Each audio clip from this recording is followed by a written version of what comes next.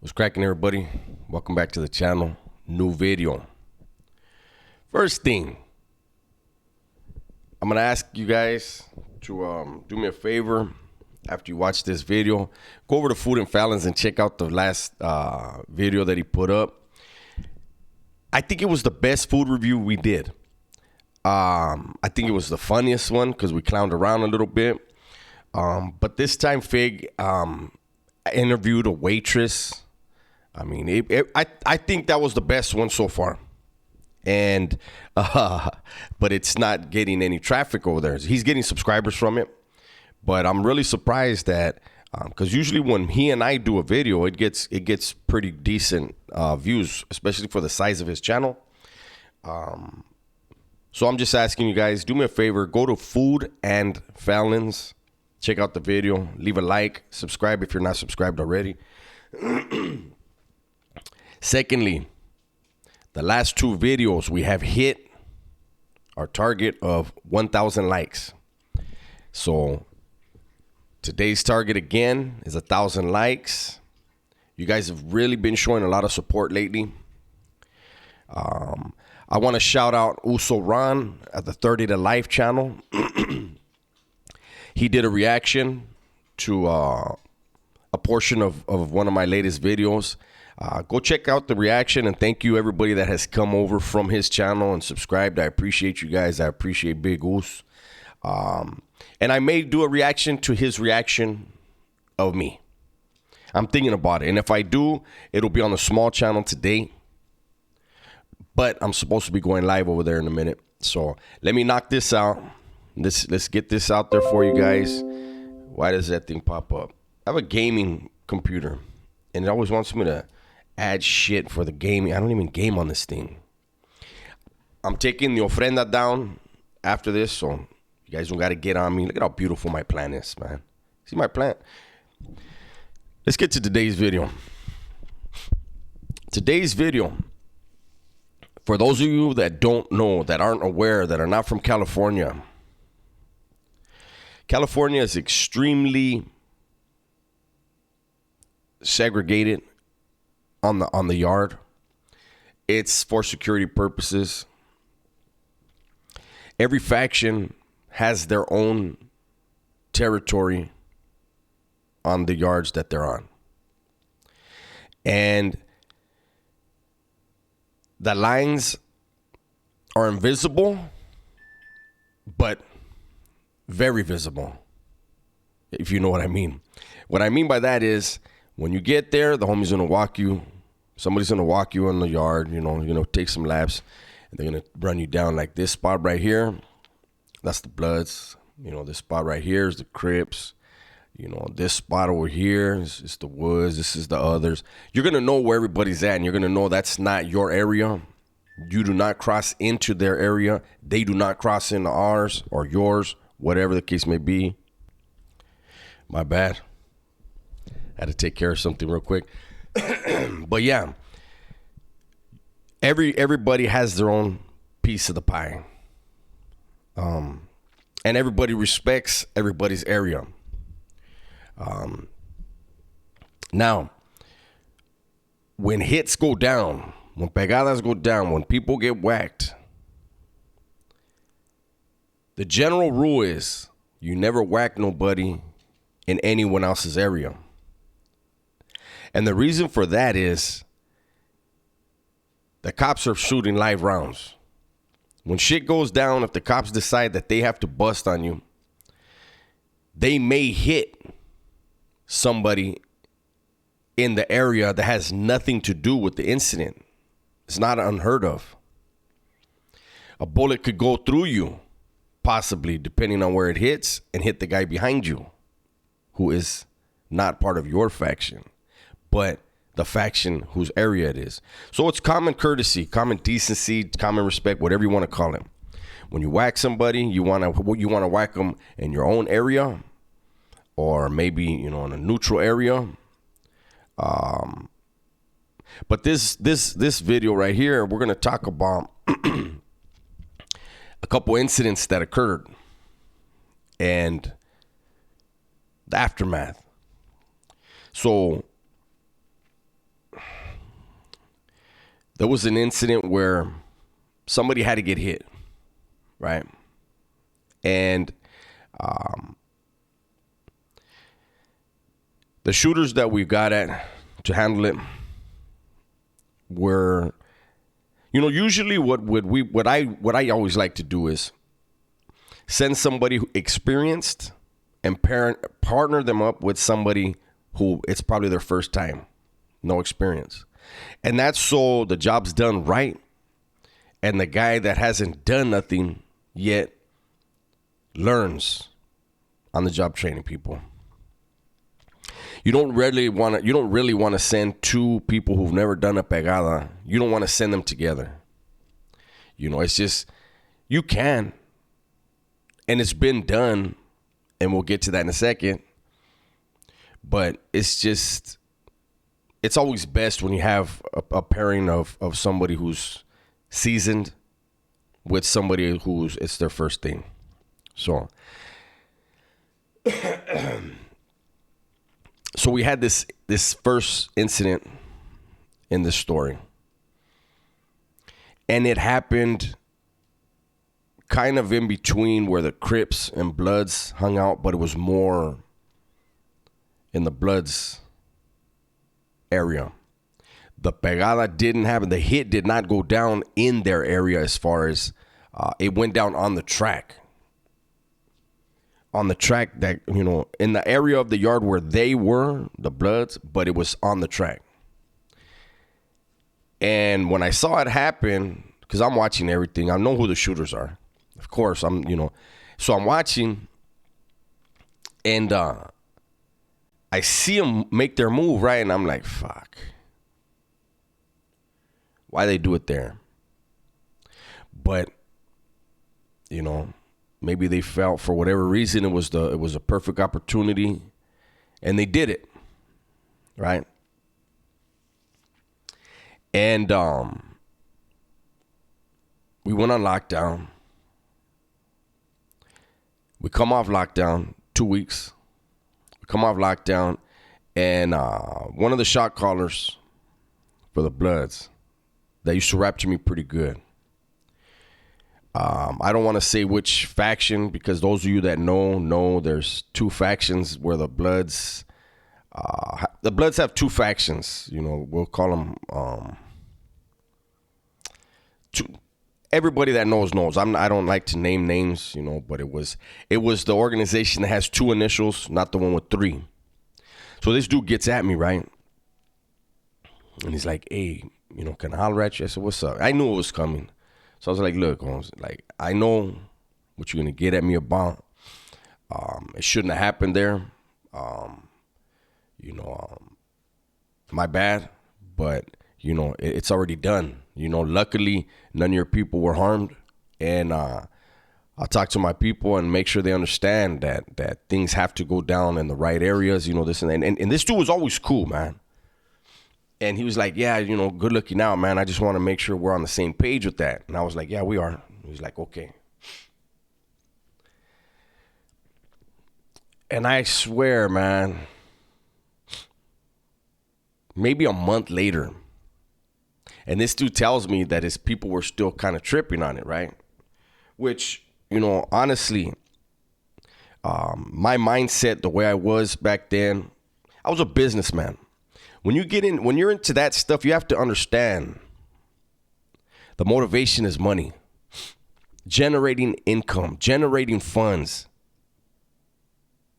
moving dope, getting dope. That's the priority. When you go on lockdowns, your money's going to stop. People are going to get snatched up. People are going to lock up, right? There's things that happen violence is bad for business on the streets or in prison, right? But violence is a necessary thing in prison. So it's going to happen often, but it's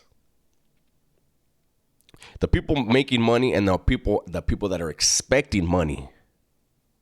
For them, it's a hassle. Now, About a month later, man, I think it was maybe, but like I said, the dude was telling me that his people were kind of tripping, but I don't care. I don't. That's you're the big dog for him. You know what I'm saying? Put a demo down. Like I don't know what to tell you and how to deal with your people, right?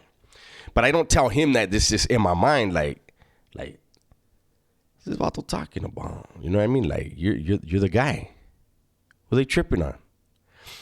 But I think it was more the other faction, the ones with the 3 letters.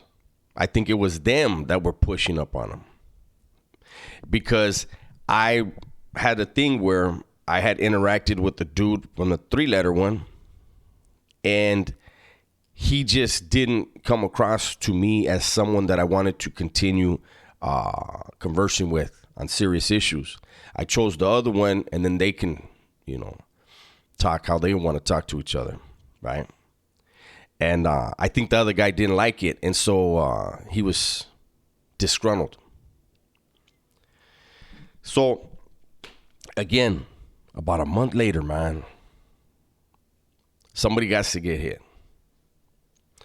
And the target is somebody who, and here's the thing. This was 2 inexperienced individuals.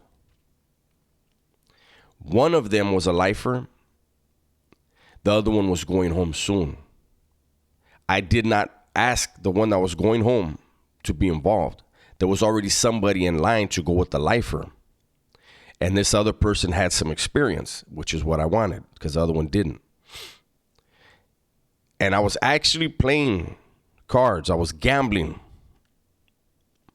with the Asians. And, excuse me, I saw the dude approach. I know who his dog was. It was the lifer. And he's like, hey, can I holler at you? And I was like, fuck, man. So I tell the guys I'm gambling with. The guy I just mentioned in the video yesterday, the mouthpiece, the Shotcaller, whatever he was, because I heard Big Oos. He was identifying himself as the Shotcaller for the others. So I was gambling with him. So I was like, hold up, I'll be right back. I stepped to the side, and it was a homie from Norwalk. And he tells me, hey, my boy, me and him, we've been doing shit together since the county, this and this and that. And I want to go with him.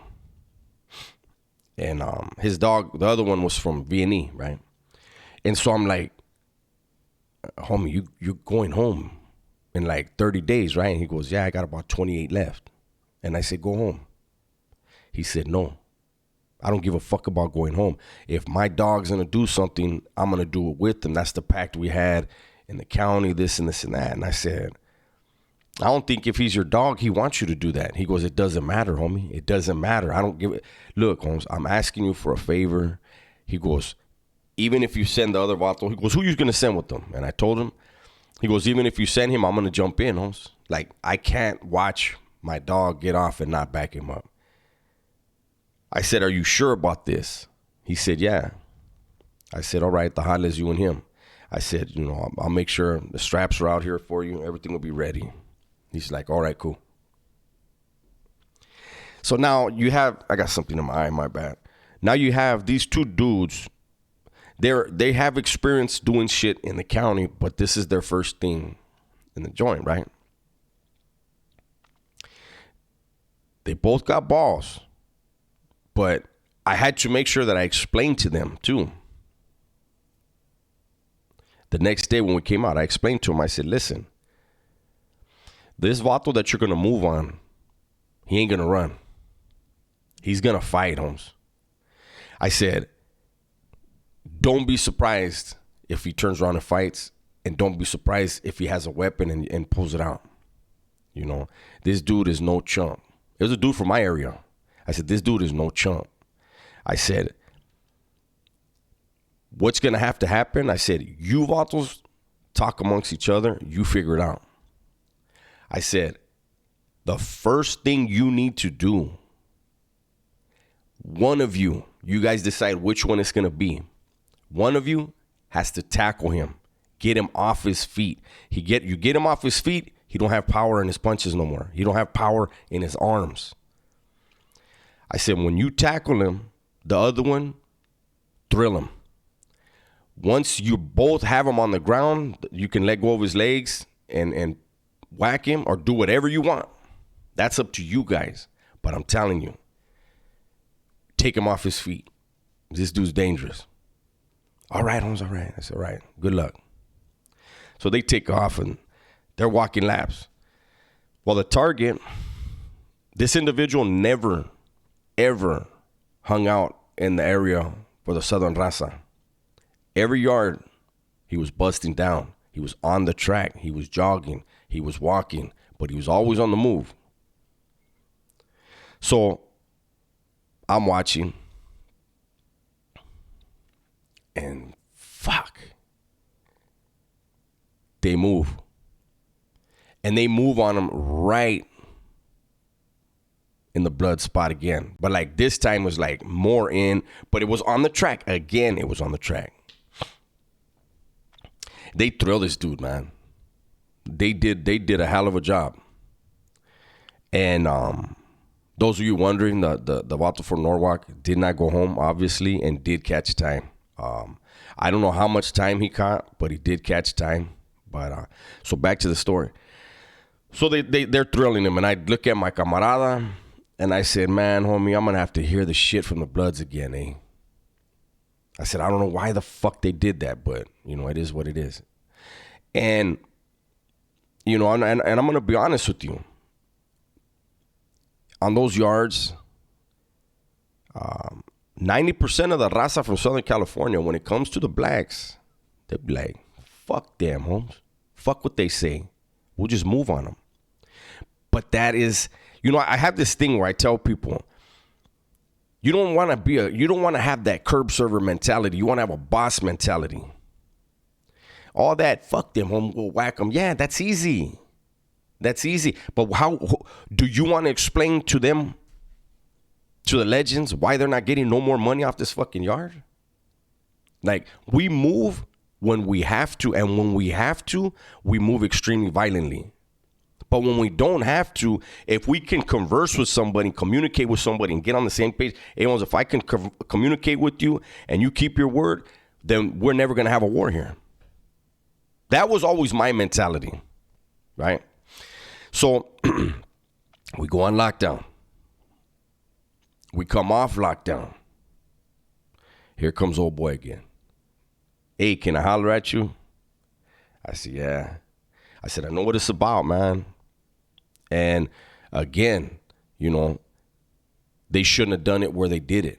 And he's like, man, look, the whole time you guys were on lockdown, my people, you know, they're pissed and this and this and that. So we're having a discussion, right? And you know, it's always respectful when we speak. When you speak to another, you know, don't believe Wes. You don't cuss at other factions. You don't raise your voice with them. Their people they're watching. Your people are watching. Anytime when somebody starts raising voices, it's probably going to be, people are going to start running at each other. So we're having a respectful conversation. I'm, in my head, tired of the conversation, right? I, as a man, gave him and his people the respect by saying it shouldn't have happened. My bad. Apologies to you and your people. No disrespect was intended. He's like, no, I get that, you know, but my people, you know. Woo, woo. And finally I looked at him and I said, let me understand something, Holmes. So your people are mad that trash got taken out? I said, I'm not trying to be disrespectful, but anytime trash has to get hit and taken out, it's going to happen. And when shooters decide they see the best opportunity, no matter what we tell them, where to hit them, where to go, if the target presents itself at the right time, they're going to take that opportunity, Holmes. You know, I get that you know, it shouldn't have happened. I'm going to tell them again.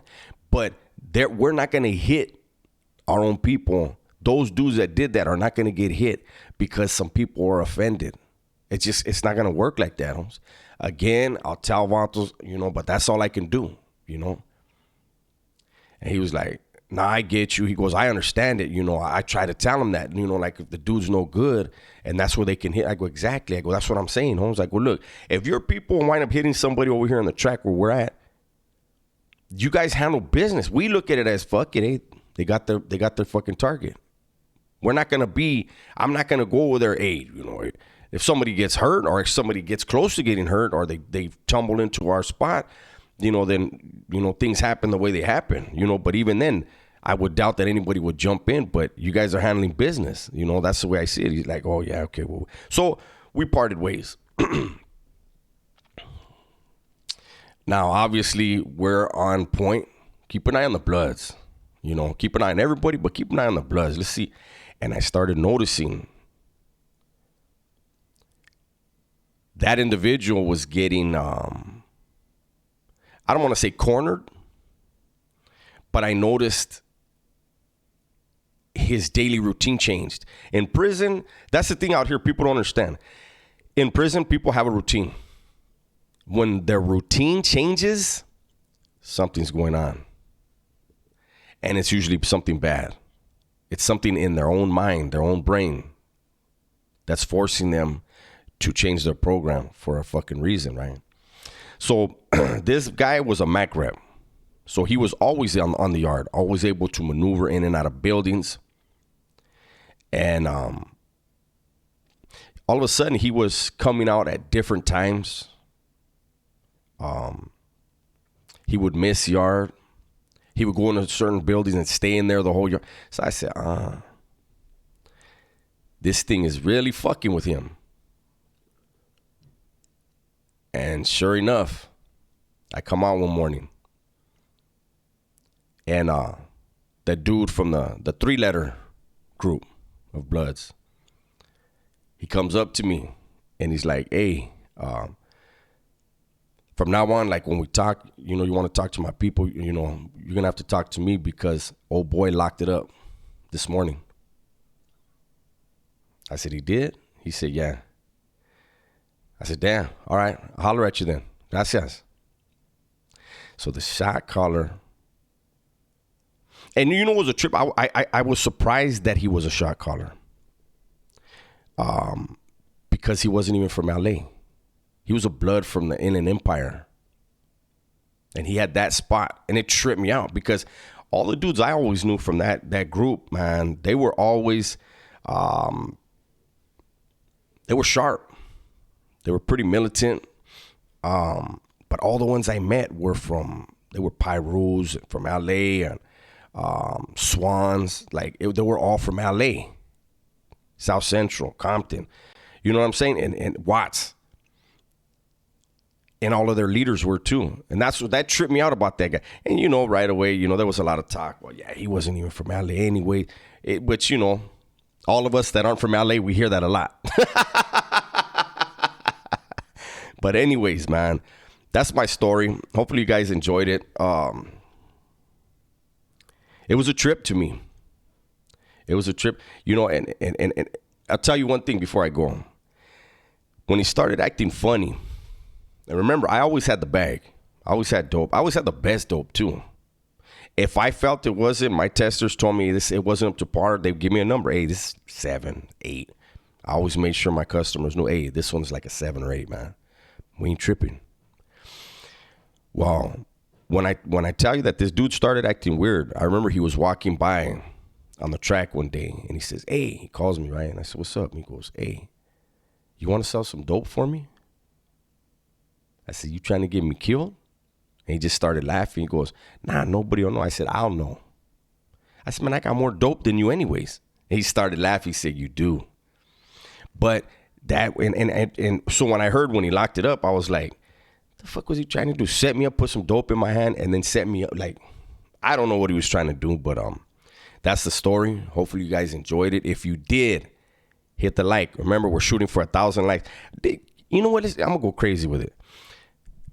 We're shooting for 1,500 likes today, you guys. These videos have been getting a lot of views, man. Thank you guys so much for the support. But let's get the likes up and leave a comment as well. And don't forget to go check out Food and Fallon's. I'm telling you, that was the best video we did. We even got different type of food in there. But anyways, everybody, please be safe, be smart, and tell the ones you love that you love them. I'm out.